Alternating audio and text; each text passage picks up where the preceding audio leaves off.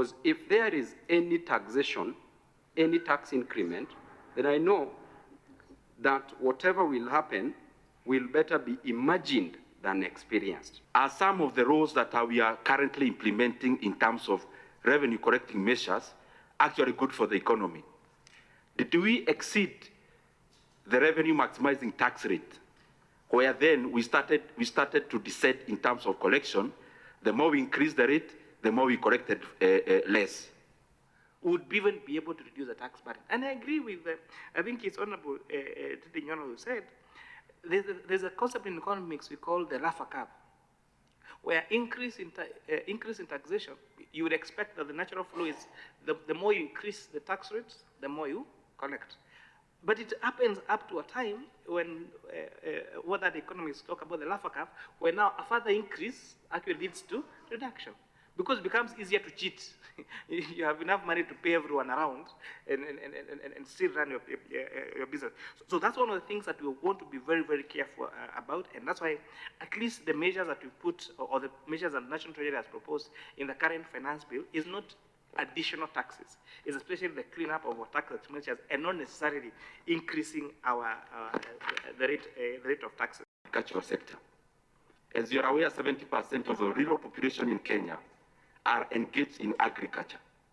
Then when you come to increase the cost of doing business in agriculture through increasing the cost of fertilizer in the finance bill currently, what do you have to say about that? And that carries actually all the other inputs in terms of agriculture, so that we don't go ahead, then come back. And I'm saying so knowing that currently, Honorable Chair, I want to bring you to your attention that inflation is actually going up. And it is going up, it is being felt by Kenyans. UGA currently, Honorable Chair, is actually at the highest price for the last 18 months. So we need to look at that. A local manufacturer of fertilizer, for example, one of their biggest costs is the cost of electricity. So if you don't, and it's impossible to exempt electricity, because otherwise we'll have to exempt electricity for everyone, and the import of that. So in the next 1 or 2 weeks, we will juggle around trying to balance reducing that tax expenditure, but making sure, again, we support local manufacturing. Of construction, cement consumption actually went down last year. That even when we have housing projects, cement consumption actually shrank last year. So the question is, Chair, based on where you sit, is the housing levy better with the government or in the private hands? Because when this money was in the private hands, then we had a growing and booming construction sector. When we cede this money to government through actually our salaries, construction sector is seen to shrink. I want to hear your view, because this is data actually from Kenya National Bureau of Statistics.